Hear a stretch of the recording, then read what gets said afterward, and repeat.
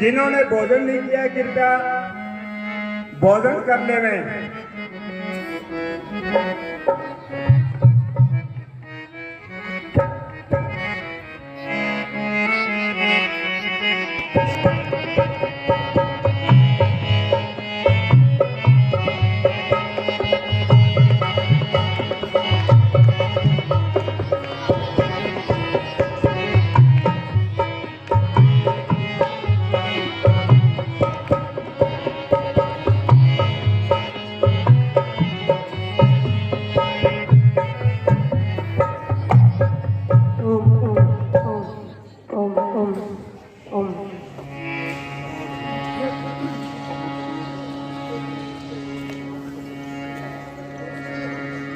स्वस्ति पंथानुचरीम सूर्य चंद्रमसा विभव पुनरिददिता घनिता जनता संगमे महि या मे धाम देवगणः पितरस्योपासिते तया मध्यमेधयाग्ने मेधाविनं कुरु।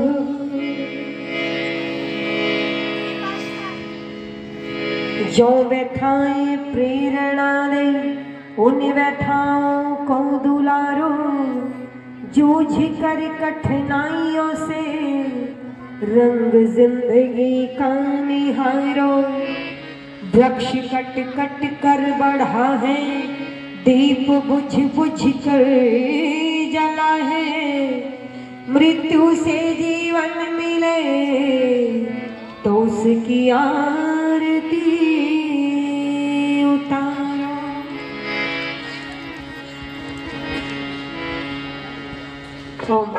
थोड़ी सी आवाज और दे दो भाई मेन माइक की। भारत जो महान था, थोड़ी सी रिपीट डाल दो, रिपीट। आज भी महान है क्या? आज भी महान है, दुनिया में सबसे ज्यादा क्या इसकी शान है। भारत जो महान था क्या आज भी महान है, आज भी महान है, दुनिया में सबसे ज्यादा क्या इसकी शान है। भारत जो महान था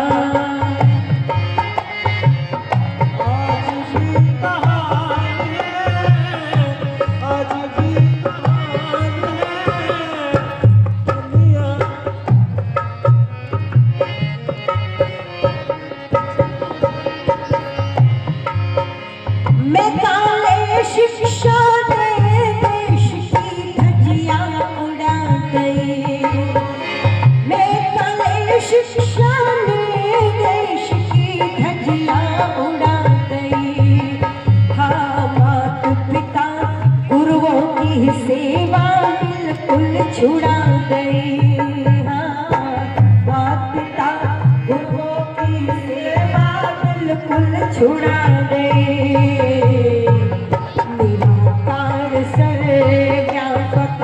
निराकार सर्वव्यापक ढूंढता भगवान है, ढूंढता भगवान है। दुनिया में सबसे ज्यादा इसकी शान है। भारत जो महान था आज भी महान है।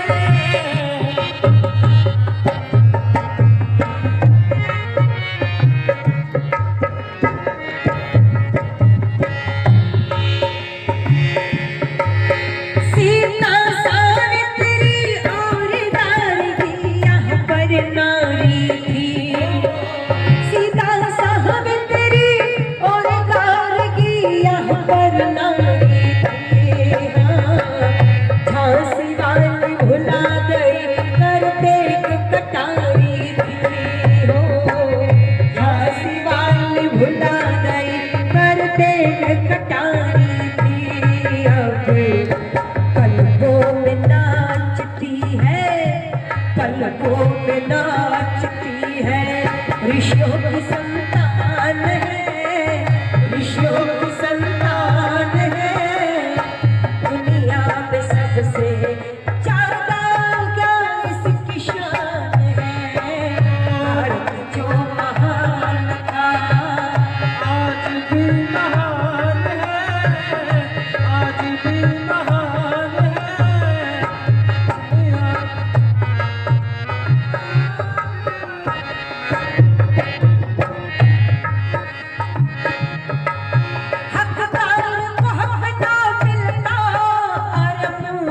मजे उड़ावे, हकदार को हक ना मिलता, अरे मूर्ख मजे उड़ावे। विद्वान होगा आकर ना है भांग चूरमा खावे, विद्वान होगा आकर ना है भांग चूरमा खावे। देवता के खून से ये धरती लहूलुहान है, धरती लहूलुहान है। दुनिया में सबसे ज्यादा इसकी शान है, जो महान था क्या आज भी महान है, आज भी महान है दुनिया।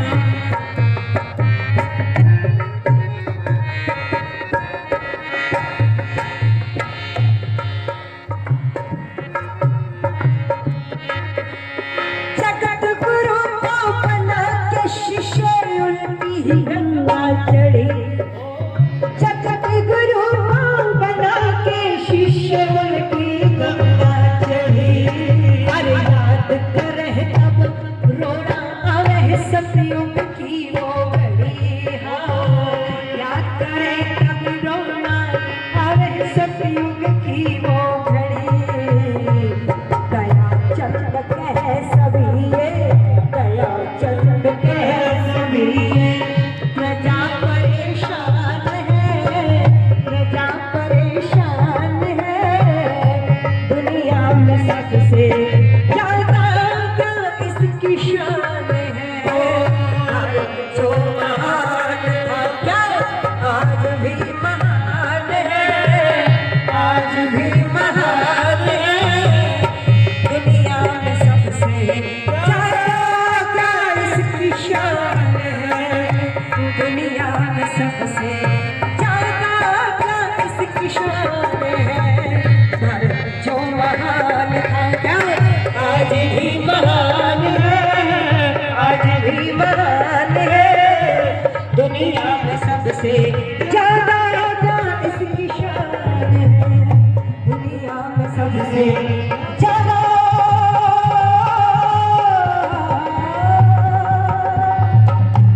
क्या इसकी शान।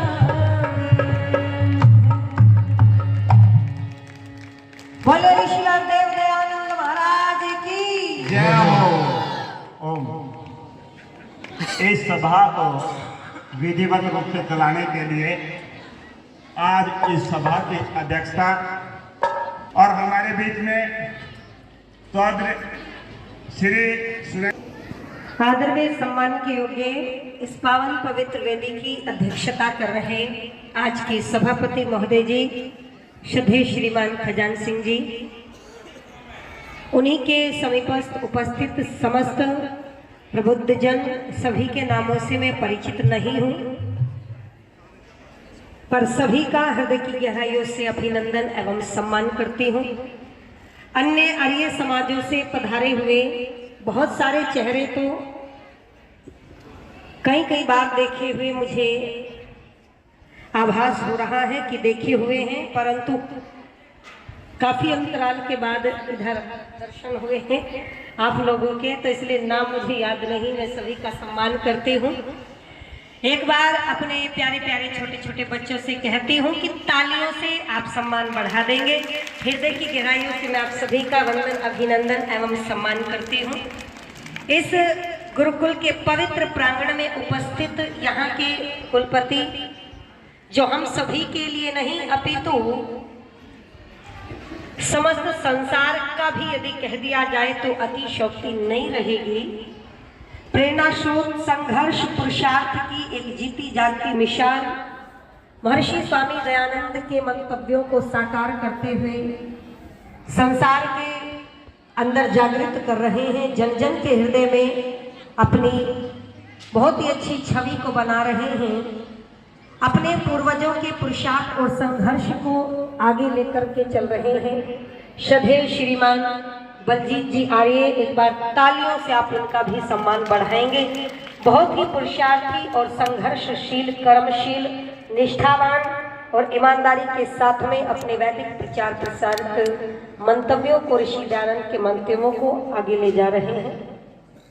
उपस्थित समस्त आर्य भगत पुरुषों, आर्य इस जगत के प्रसिद्ध भजनोपदेशक श्रद्धेय श्री रामनिवास जी आर्य, साथ में उनके साथी भाई, जो भी कोई रह गया सभी से क्षमा प्रार्थी हूँ। कोई ये मत सोचना हमारा नाम जानबूझ के छोड़ दिया है, सभी का सम्मान करते हुए आगे बढ़ती हूँ।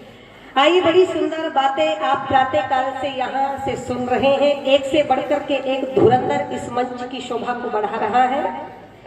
कुछ समय तक आपके बीच में मैं रहूंगी और वैदिक सिद्धांतों के प्रचार के लिए आपके बीच में अग्रसर हूँ। महर्षि स्वामी दयानंद महाराज जी ने सत्यार्थ प्रकाश के 10वें समोल्लास में एक बात कही है कि जो इंद्रियां चित्त का हरण करती हैं और चित्त का हरण करने वाले विषयों में प्रवृत्त होती हैं, बोलो हमें मनुष्य को उन इंद्रियों को रोकने का प्रयत्न करना चाहिए। अर्थात हमारी जो इंद्रियां हैं, यदि वह विषयों में पढ़ करके हमें कर्तव्य में बाधा उत्पन्न करती है, तो अभ्यास एवं वैराग्य से हमें उन इंद्रियों को वश में करने का प्रयास करना चाहिए।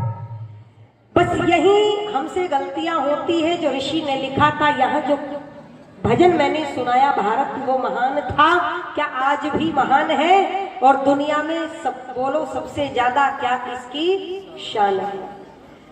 भारत देश की ये विशेषता रही है लोगों कि यहाँ जहाँ बलवान, चरित्रवान, धनवान, बुद्धिमान लोगों का राजस्व रहा, वहीं मन को वश में करने वाले पुरुषार्थ और संघर्षशील लोगों के भी चित्रण देखने को मिलते हैं। और ये परिपाठी हमारे पास कहाँ से आती थी? आइए मूल की तरफ चल पड़ते हैं। ये परिपाठी हमारे पास आती थी जो ऋषि को पढ़ा संस्कार विधि के वेदारंभ संस्कार में, तो ऋषि लिखते हैं कि गर्भ से लेकर के 5 वर्ष तक बच्चे का निर्माण मां करे, और जब 5 से 8 यानी कि 3 वर्ष तक बच्चे का निर्माण पिता करे, देवनागरी लिपि का बोध पिता करावे। ऋषि ने लिखा ये संस्कार विधि में, और आगे कह दिया कि 8 वर्ष के बालक को गुरुकुल में भेज देवे, बेटियों को बेटियों के गुरुकुल में, और बोल दो बेटों को बेटों के गुरुकुल में भेज करके जब तक 25 साल का ब्रह्मचर्य की भक्ति में तप करके वह तपस्वी और मननशील नहीं बन जाता, बोलो जब तक माता पिता और बच्चे का संपर्क यथासंभव नहीं। अब आप एक बात विचार करना, सब शिकायत करते हैं जी बच्चे बात नहीं मानते, सब शिकायत करते बच्चे माता पिता की सेवा नहीं करते, सब शिकायतें करते हैं। आज जब इस मंच से एक शिष्य ने अपने गुरु का सम्मान किया तो लोगों को आश्चर्य हुआ। ये आश्चर्य की बातें नहीं होती थी हमारे देश में। आज यदि चारपाई पर लेटे हुए सास ससुर की सेवा बहू करती है तो बोलो उसको अजूबा मानते हैं या नहीं मानते हैं? आश्चर्य होता है लोगों को। क्यों? क्योंकि अब ऐसे वातावरण दिखाई नहीं देते। अब तो अध्यापक को पीटने वाले शिष्य मिलते हैं, माता पिता को ठोकने पीटने वाले बच्चे मिलते हैं, उनकी बात को लांघ करके बाहर जाने वाले बच्चे मिलते हैं। मैं निवेदन कर दूं, वो परंपरा कौन सी थी हमारे बीच में, जिन परंपराओं को निभाने के लिए यहाँ एक बालक ने 14 वर्ष वनों में बिता दिए थे? वो कौन सी शिक्षा हमारे पास थी जो आज नहीं रही, कि जिसको ग्रहण करने के बाद विनम्रता आया करती थी, लोगों शालीनता आया करती थी। आज हम डॉक्टर बनते हैं, प्रोफेसर बनते हैं, इंजीनियर बनते हैं, तो ईमानदारी से बताना विनम्रता आती है या अहंकार पनपता है? बोलो, ये अहंकार आता है या नहीं आ जाता है? MBBS की डिग्री को धारण कर लिया और एक गरीब किसान गांव का एक पिता उस डिग्रीधारी के पैरों में, उस डॉक्टर के पैरों में माथे को रगड़ रगड़ करके कहता है, डॉक्टर साहब मेरे बेटे को एडमिट कर लो, मेरा इकलौता बेटा है, मैं 5 लाख रुपए अभी लेकर के आता हूं, पर इतनी जल्दी नहीं कर पाऊंगा, इतनी मोटी रकम है मेरे लिए, मैं अवश्य दूंगा, आप इसको एडमिट तो करो। वो अनपढ़ नहीं था लोगों, वो अनपढ़ नहीं था, उसने 5 साल डिग्री को प्राप्त किया था। वो कहता है एडमिट तभी होगा आपका बेटा जब आप काउंटर पर 5 लाख रुपए जमा करा। ऐ लोगों, उधार सुधार मांग मांग करके ये पिता 5 लाख रुपए इकट्ठे करके लाया। आकर के बोला डॉक्टर साहब थोड़ी देरी तो हो गई पर रकम पूरी लाया हूं, मेरे बेटे को एडमिट कर लो। डॉक्टर ने कहा ठीक है, जमा करा दो काउंटर पर।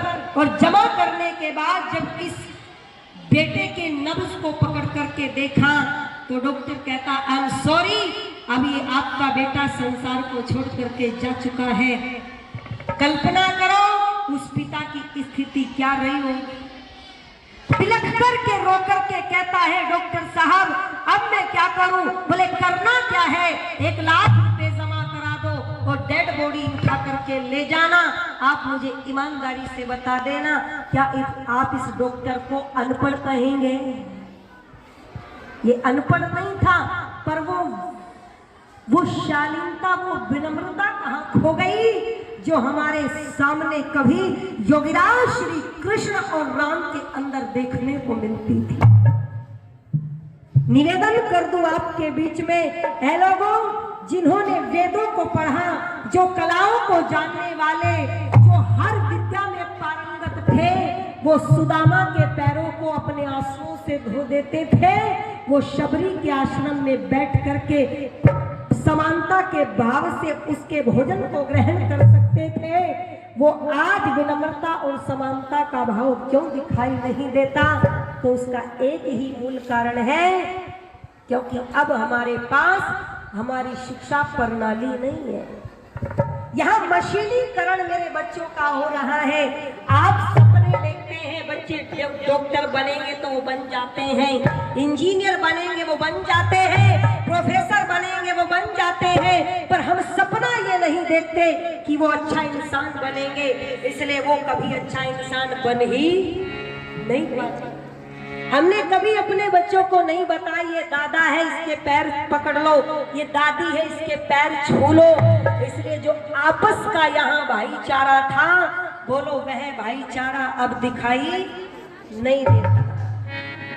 अगर आप चाहते हो कि वो रोकने टोकने वाली परंपरा फिर से कायम हो जाए तो बोल दो गुरुकुलों की ओर लौटना ही पड़ेगा। अरे एक दिन मैंने एक वीडियो देखा, एक टीचर को एक माता पिता ने बंधक बना करके बिठा रखा है और जब उस प्रिंसिपल ने आकर के पूछा इस अध्यापिका का दोष क्या है, तो दोष मिला कि हमारे बेटे से रोज 1 गिलास पानी मंगा करके पीती है। क्या हमारा बेटा पानी भरने आता है? आप कल्पना करना लोगों, ये जो 1 गिलास पानी का टीचर को पिलाने में बंधक बना देते हैं, क्या ये बड़े होकर के फिर माता पिता की सेवा करेंगे? बोले हम इतनी महंगी फीस भरते हैं, क्या तुम्हारा पानी भरने के लिए भरते हैं? इसीलिए निवेदन कर रही हूँ कि वो विनम्रता यदि आपको चाहिए तो वो विद्या में आती थी, और वो विद्या कहाँ से मिलती है? तो सबसे पहले वो पाठशाला हमारे घरों से चलती थी और फिर बोलो वो गुरुकुल के प्रांगण तक पहुँच जाया करती थी। मेरी बहनों तो सुन लो, बस एक काम कर लेना, क्या